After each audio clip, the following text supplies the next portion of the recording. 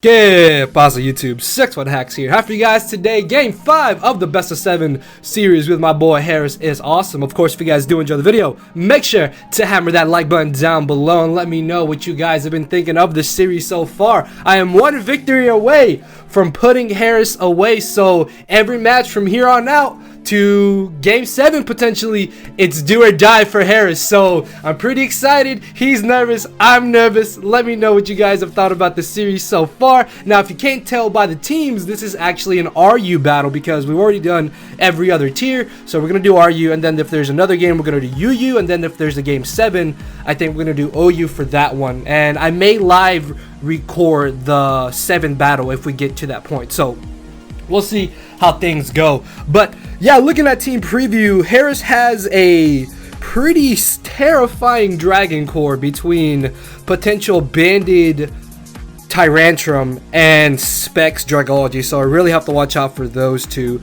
Also, Heliolisk could be very annoying, so that's definitely going to be something to watch out for. Virizion could also be a bit of an issue if it sets up late game, but I should be able to keep it in check. But enough of that, let's get this started. So he is going to be leading off with his Bronzong, as I'm going to be leading off with my Donphan. Or so you think it's Donphan, and he probably thinks it's Donphan as well, but this is actually Zoroark. And because I'm very positive that he's not going to switch directly into Virizion, I'm going to go straight for a Choice Specs Dark Pulse, get off a pretty decent little bit of damage on Blastoise. Not gonna lie, I was hoping that would do more damage to Blastoise, but I mean, it is what it is. We're able to get off a pretty good amount of HP, as I then make a hard switch directly into my Kyurem, thinking that he may switch into his Virizion. Or if he wanted to leave him Blastoise to try and go for the Scald, then that's fine. I also take a Toxic if he wanted to go for that, as he actually doubles out into Dragology, maybe thinking that I would stay in and go for it again, or thinking I would switch into Toxicroak, which I guess makes sense. But either way, I'm just going to go straight for the Draco Meteor because I don't want to switch directly into my Slowking, just in the off chance that he does want to maybe switch out, thinking that I'll switch out into Slowking, because Slowking is really my only switch-in to that Dragology. So that switch-in, I think, is a little bit too obvious for him to take advantage of. As I do Draco the incoming Bronzong, I'm just going to switch directly into my real Donphan here, as he unfortunately does miss the Toxic. That is okay though, because I don't think it really ends up mattering too much, as I'm going to be able to take this chance to get on my Stealth Rocks, which is really good because now I'll be able to get off that residual damage on his team and hopefully prevent him from wanting to Rapid Spin, as unfortunately Harris misses another Toxic. Again, that Toxic isn't game changing, although it would have been nice for him to get that residual damage on my Donphan. It's not game changing in the slightest. So in comes Virizion, as I make a really dumb play here and I go for knockoff. In hindsight, I could have probably switched out. Now that I think about it, knockoffing here was probably a bad play on my part, as it's not that big of an issue even if he does have +1, because I mean Cofagrigus just walls Virizion. But the fact that he goes for Swords Dance here is a little bit scary, because if he gets a crit, then he could just make my Cofagrigus utterly useless to me, as luckily he doesn't get a crit, only doing a little bit over 50%, as I will be able to go for the Haze and put him back to neutral, and now I will be able to beat this Virizion 1v1 if it comes down to it, because I can just burn him, and I already got rid of his Lumberry, and then I can chip him down with my offensive moves.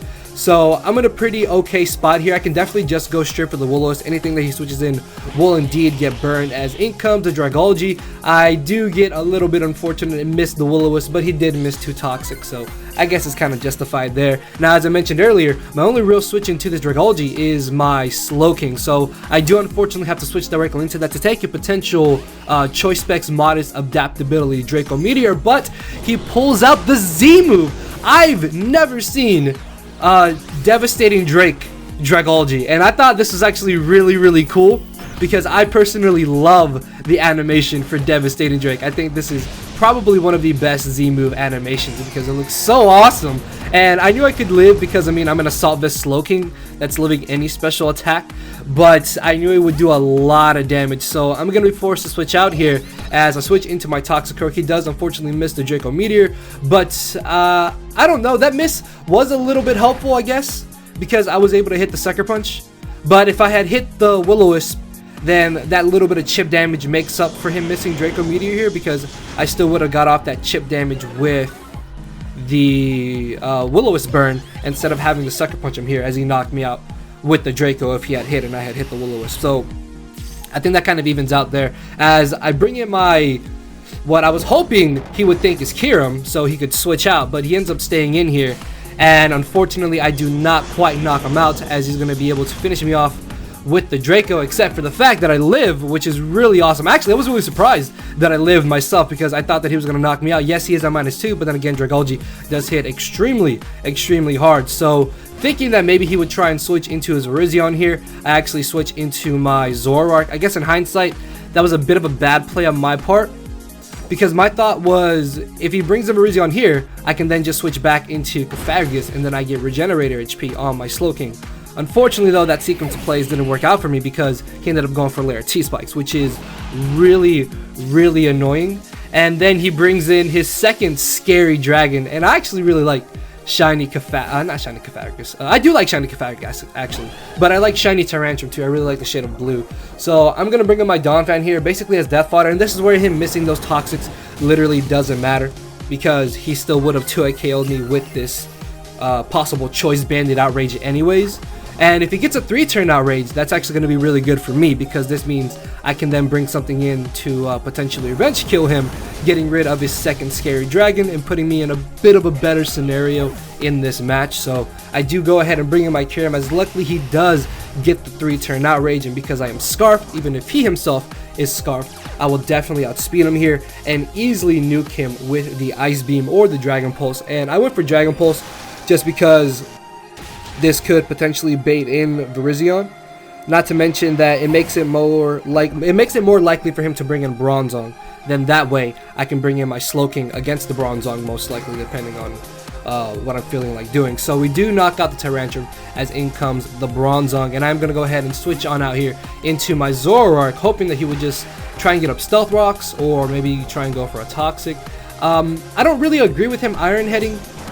I feel like he definitely should have expected me to bring in Slowking. That's why I didn't bring in Slowking. I thought he would expect Slowking, but I don't know. I guess in the end, Iron Heading was a good play on his part, and he's able to knock out Zoroark, as I can bring in my Cofagrigus here. Unfortunately, I am going to get Toxic by the T-Spikes, but it is okay, because I can safely just go for a Will-O-Wisp against anything, as he's going to end up switching out into his Heliolisk. Unfortunately, this Heliolisk has now become an even bigger problem, because I lost my Donphan, which means he can basically just click Volt Switch here and gain momentum, or potentially knock out my Cofagrigus if it is a Choice Specs Heliolisk, and he gets off a huge hit on my Slowking, and I don't really want Kyurem to take that unnecessary damage.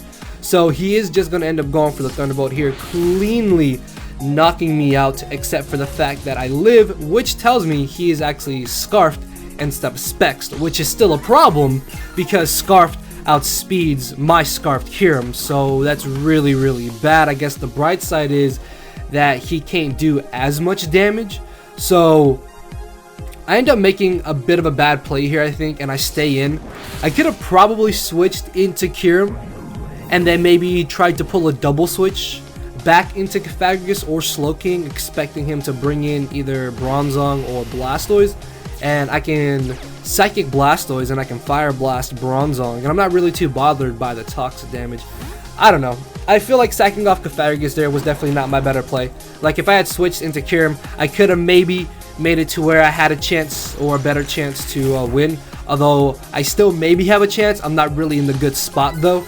So I do crit the incoming Blastoise. That is kind of nice, but I mean, it's not really that important, I think, because there's not really much Blastoise can do, and he was probably just foddering it off anyways, as for some reason Harris decides to go for the Protect, even though he probably could still live the Ice Beam and knock me out with the Rapid Spin. So that is just going to make this a little bit longer. Although I guess it is kind of nice, because he is racking up the poison damage on me, and then that's just making it easier for my Kyurem to be in range of where his Heliolisk can potentially knock me out with a Scarfed Hyper Voice or Focus Blast if it comes down to it. Even Thunderbolt if it really comes down to it, because he can just chip me down to that point, and then Slowking probably gets knocked out too after a little bit more chip damage, even though I am Assault Vested. So he does end up going for the Protect again, most likely just to rack up the toxic damage, like I said, to put me in range of where he can easily revenge kill me. He could have also just switched right into his Bronzong, but I guess the downside of him switching the Bronzong was that he gives me a free switch in the Slowking, and then if he doesn't double, then I gain momentum, and then I'm in a pretty okay spot to maybe win. Maybe, I don't know, it depends.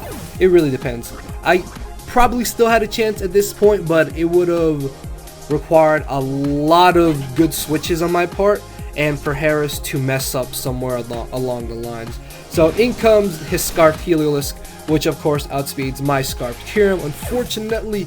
And at this point, my last mon is going to be the Slowking, while Harris has Heliolisk, Bronzong, and Virizion. So yeah, guys, I take another L, and we are moving on to a game 6 of this best of 7 series. It is currently 3-2, and I'm pretty nervous because if we make it all the way to game 7, I'm going to be a little bit upset, and then I'm going to be even more upset if I lose. I mean, I'm having fun, don't get me wrong. Obviously, I don't want to lose the series, but it's just going to suck to know that I blew a 3-1 lead, or a 3-0 lead, essentially, and just...